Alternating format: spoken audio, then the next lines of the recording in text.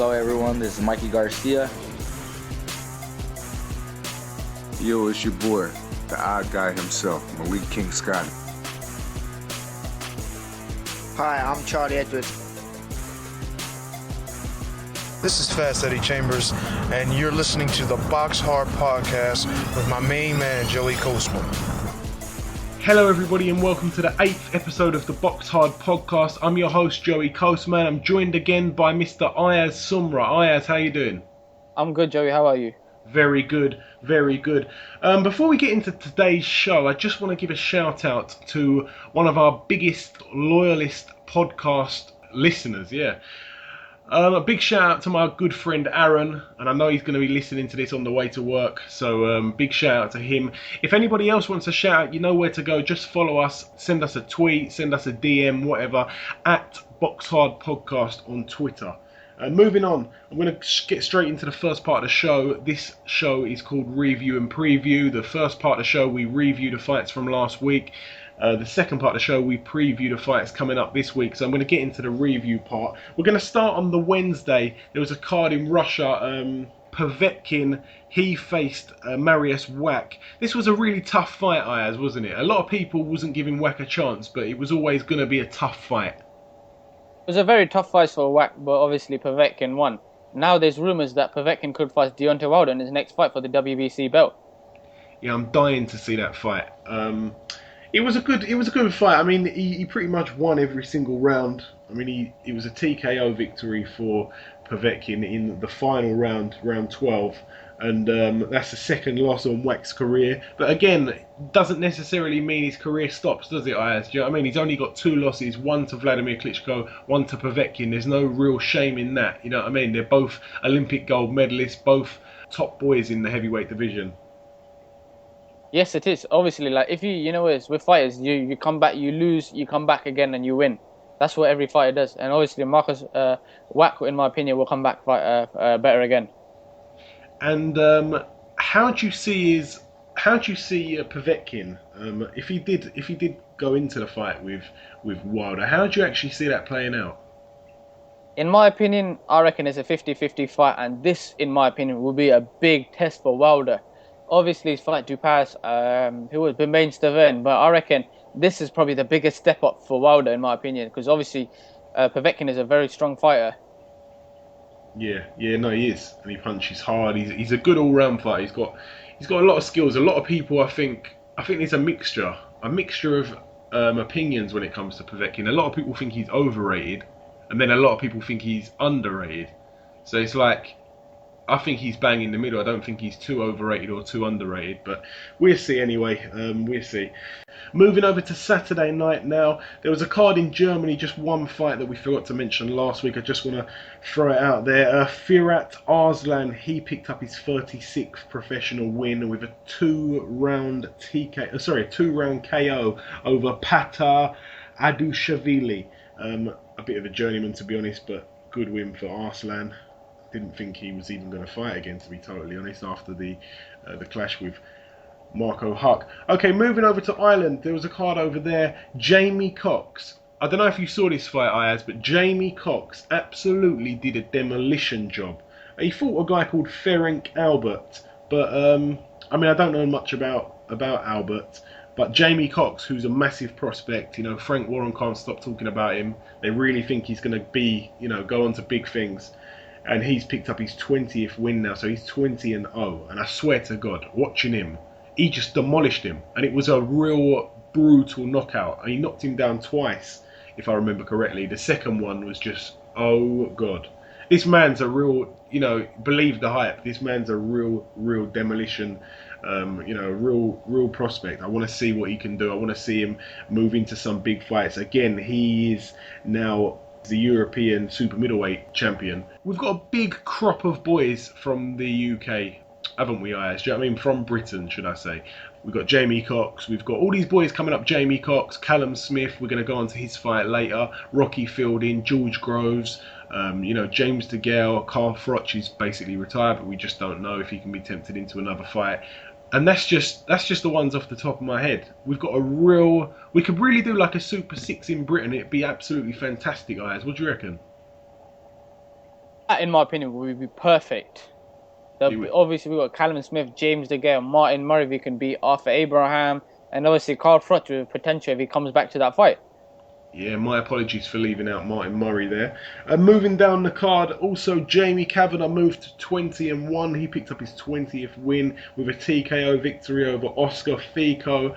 I think he may have underestimated Oscar Fico because Jamie Kavanagh didn't look too impressive throughout most of the fight until he got the TKO win, to be honest. There was a few rounds he won quite clearly, but the beginning of the fight he was getting hit way too often, to be honest.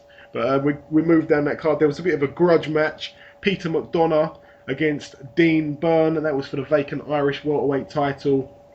Peter McDonough picked up the win on points after 10 rounds. Jamie Conlon moved to 15-0. He fought Adrian Dimas Gorzon. Jamie Conlon won with a TKO in the 4th round. Ian Timms, he got a win against Michael Sweeney. That was on points in the cruiserweight division. Although Timms was down in the 4th round, he went on to win. Sean Turner, big sexy Sean Turner, he was also out. He moved to 7-0 with a 1st round TKO over Gabor Farkas. And also Vijender Singh, the big star, the big Bollywood star turned boxer, ex-policeman, ex-actor. He has now moved to 2-0. He was also on the bill, one of the early fights. He fought Dean Gillen, who was 2-0 himself, unbeaten. And Vijender Singh, he will be looking for his 3rd outing, I think, just before the end of the year. I think that's it for the Irish card. Yeah, I think that is it for the Irish card. So we'll now move over to Monaco. There was a fight in Monaco that we mentioned last week. Provodnikov, he fought Jesus Alvarez Rodriguez, and he was unbeaten, Mr. Rodriguez. He was unbeaten. Provodnikov, 24-4. And Provodnikov got a TKO in the 4th round. I must admit, I haven't seen this fight at all. I'm not sure if you caught it either, Ayaz. No, I haven't caught it, but I know the fact that he's won. And with his new trainer, Joe Diaz. Yes. Yeah, again, we'll see what his future holds. I don't know much about his opponent, although he was unbeaten, but it's nice to see Provodnikov with another win. You know, he's a good fighter. Moving over to the big show in the Echo Arena, Liverpool, which is a fantastic venue for boxing, I may add. Callum Smith, Rocky Fielding. I don't think there's anywhere we can start apart from this fight on this particular bill. Callum Smith, I'm speechless. I mean, what do you think about that fight, Ayaz? Wow, what a fight he was. Did he knock him down 3 times? Is that correct? Yeah, 3 times he was down in the 1st round, yep. And Callum Smith, his power in his punching, oh my God. I thought, like, you know what? I thought this fight would be a knockout, but I didn't think that Callum Smith would take him out in the 1st round, in my opinion. No, I didn't either, to be totally fair. I did say last week that I thought if it was going to end with a knockout, I thought Callum Smith would get that knockout. But I also thought that if it went to points, that Rocky Fielding would be in for a shout. He didn't really get enough time, to be totally honest. I don't know if he was caught cold. I don't want to throw that out there and say that could have been part of it. I'm not trying to knock Callum Smith's effort, because I think Callum Smith was absolutely tremendous, and he just crushed him, to be totally honest. Rocky Fielding now 21-1, so Callum Smith has given him his 1st professional loss on his career. Callum Smith now moves to 18-0, and Callum Smith, the new British super middleweight title holder. It would be nice to see him fight someone like George Groves, wouldn't it, Ayaz? Yes, a fight would be very good. It would be either George Groves, Martin Murray, and James De Gea. And one other thing to add on to your point, he's now the 4th brother from the Smith to win the British belt. That's absolutely right. I should have brought that up. Yeah, they've all held the British title. Yeah, Callum, Stephen, Liam, and Paul. Yeah, and Paul.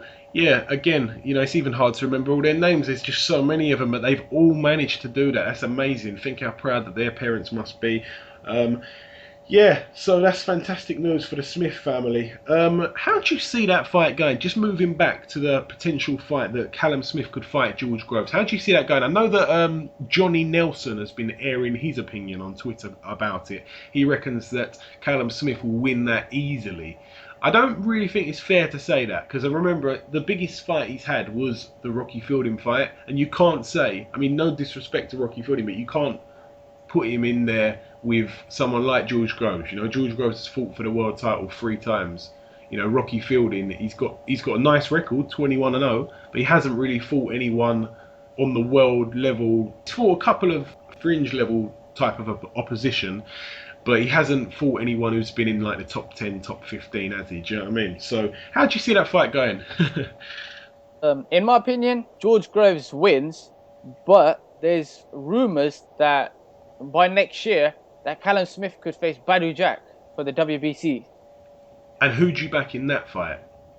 Ooh, that's a very tough one, because Badou Jack obviously beating George Groves, but with Callum Smith, he hasn't fought a big name boxer yet.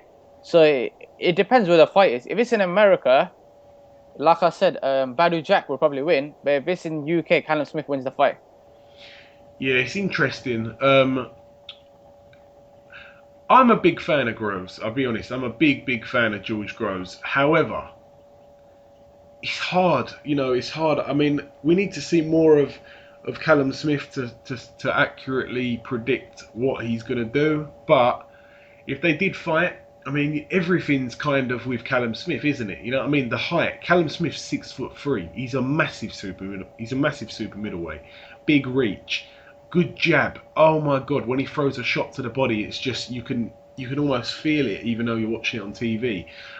You know, you'd have to say he's got more power than George Groves. I mean, I know George Groves is a big banger. He can really punch, but Callum Smith, you know what I mean? I'm not sure. I could say he's probably got a bit more power than George Groves, to be honest. Especially now that George Groves has left Adam Booth, and he was with Paddy Fitzpatrick, and now I'm not sure what he's doing. But ever since he left Adam Booth, the power kind of left him. We didn't really see any knockouts. Do you know what I mean? It'll be very interesting. But anyway, moving down that bill, Scotty Cardle faced Sean Masher Dodd. Now, this was a very hard fight for Scott Cardle. He did not make it easy for himself. He went in there thinking he was going to walk over Sean Dodd, but Sean Dodd made it super hard for him. And he was actually, I believe, winning on 2 or 3 of the judges' scorecards at the time of the stoppage. Sean Dodd was stopped. Scott Cardle picked up the TKO victory in the 12th round. Cardle was cut Cardle was cut above both of his eyes, and on the forehead, and on the side of the head. Dodd was cut on the left eye. This was a really cracking fight. All the crowd got behind Dodd, and it was really good. It was really good. If you haven't seen it, you need to try and watch that one. Also on the card for the vacant WBO International Lightweight title, Ricky Burns fought Josh King. Ricky Burns picked up a KO in the 11th round. You know, it's a bit hard when you've got Box Nation on live and you've got Sky Sports 1 on live, and you're flicking between them both and you can't really watch them at the same time. I'm one of those people who's a bit annoyed about that, you know. When you've got both channels, you pay for both channels and they're both on at the same time, which means you're paying for them both, but you can only watch one. It's a bit annoying. You know, it's a bit annoying. It would be nice if they did something to... I know they're big rivals and they're never going to work together, but it would be nice if something could be worked out, because it's annoying. I mean, I missed the Ricky Burns fight because I was watching... I'm not sure which fight, but I was watching a fight on Sky. Tom Doran was also on the bill. He moved to 16-0. He fought Rod Smith, who was also unbeaten. Tom Doran picked up a 3rd round KO. O'Hara Davies, Matchroom prospect, he was also on the bill. His opponent retired in the 2nd round, so O'Hara Davies moves to 9-0. His opponent, Chris Truman, he was also down in the 1st round and in the 2nd round. Jake Ball, he moves to 3-0. His opponent retired also, so he moves now to 3-0. Jake Ball, prospect for the future, of course. Also moving over to Miami, Florida, there was a little mention that we need to give to Breedis Prescott. He picked up his 29th professional win. He beat Lacerda, and he's moved to 29-7 now. Breedis Prescott, big banger from Cuba. He's now he picked up that win via unanimous decision. It was only an 8-rounder. Tim Bradley now. We'll move over to the Thomas and Mack Center, Las Vegas, Nevada. Timothy Bradley, Brandon Rios. Talk to me, Ayaz. What a fight that was. Obviously, everyone knew the favourite to win this fight was Timothy Bradley. Brandon Rios, in my opinion, obviously, he's just retired now after losing this fight. But we're gonna miss Brandon Rios for not fighting no more. Wow, what a punch that Timothy Bradley actually did. Oh my God. Yeah, the body shot. Yeah, I think that Brandon Rios. What do you think about him retiring? We'll go back to the fight in a sec, but what do you reckon about him retiring? Do you reckon he should have? Do you reckon it was his time to retire, or was it a bit too early for you? This is the thing, because obviously he's been in some slug wars, hasn't he? With Alvarado, Pacquiao. He's been in with other fighters as well. But in my opinion, I reckon he should have had one more fight with him. Well, yeah, One or two more. I think he's got it in him, but I just think the hunger's left him. I don't think he's got that burning desire he once possessed. He's over the hill, there's no question about it, and he has got a lot of miles on his clock. I know you said he's been in wars and all that, but the Pacquiao fight wasn't really a war, he just took an absolute beating. One fight I would like to have seen was Brandon Rios against Provodnikov. That would have been a proper war. That would have been that would have been a war. That would have just been war. Like there's some fights and people go, oh, it's going to be a proper war. And it's not. That fight couldn't have gone any other way. It would have just been an absolute war. It would have been, they could have just called it World War III and it would have lived up to that name. What did you think of some of the stuff that Teddy Atlas was saying to Tim Bradley in the corner, Ayaz? What was this? I literally can't remember what he was actually saying because I was so paying attention just to the fight. Yeah, no, I remember because you got a little shout out on Box Nation yourself. I saw that, you cheeky git. Oh, did I? yeah, Steve Bunce gave you a shout out. Oh, I didn't know. Yeah, but do you think Tim Bradley's going to be good under working with Teddy Atlas? How do you reckon they'll work? Oh, they will gel together properly. Yeah. Again, Tim Bradley. I know that Teddy Atlas, he's been calling out Floyd Mayweather. He wants the Mayweather fight for Tim Bradley. How do you reckon that one will go? Mayweather beats him. That's all I can say. Mayweather he's the all-round best fighter in our generation at the moment. Ooh, you nearly said in history. I would have had to get you straight off this show if you said that. In our generation, Mayweather's the best fighter. Can't really argue with that, to be honest. Moving down that bill, Lomachenko, he also got out. He fought Romelu Kowashi. I don't know how to say that name. Romelu Kowacicha. Lomachenko picked up his 5th win, just put it like that. It was a KO in the 10th round, and he also put his WBO World Featherweight title on the line, of course. That was really it for the review part of the show. Was there anything you wanted to add on that, Ayaz? Lomachenko, looking at his performance, my word, he's one heck of a fighter. But one fight I would like to see with him is against Rigandao. Yeah, we mentioned that on the last show. It would be a cracking contest. Just don't think it's ever going to happen, but we'll see. Okay, and that's it for part 1. We'll see you in part 2. Okay, it's now part 2 of the show. This part's the preview part. So we're going to preview the fights coming up this week. There's a card on Wednesday. Anthony Mundine, he fights Charles Hatley. Mundine looks to move to 48-6. That's obviously in Australia where he is from. There's also a card this week. Edwin Rodriguez, he fights Michael Seals. Edwin Rodriguez record 27-1. That one loss was to Andre Ward, if people remember correctly. If I can remember correctly, should I say. He fights Michael Seals. Michael Seals 19-0 unbeaten. That's in Mississippi. Also, Guillermo Jones, he fights this week. He fights Daniel Cotta. Yeah, that's a 10-rounder. That's in the heavyweight division. Also, there's a couple of other cards. They're just scattered everywhere, to be honest. In Spain, Kiko Martinez, he gets out again. He's only in an 8-rounder. He looks to move to 34-6. He's fighting Everth Briseno 35-12. He's just a bit of a journeyman by the looks of things. Also, there's a little card in Bristol. Well, there's not a little card in Bristol. It's pretty big. Nick Blackwell, he tops the bill. He fights Jack Arnfield. Nick Blackwell now 18-3. Jack Arnfield, 19-1. It's for the British middleweight title. It should be quite a good fight. It's a 12-rounder, of course. Also on that bill, Andrew Selby. He looks to move to 2-0. His second professional contest. His opponent hasn't been announced yet. Also looking to move to 17-0, heavyweight prospect Hughie Fury. He's also on the bill. Tyson Fury's brother, Young King Fury, he's also on the bill. He looks to get his 6th win.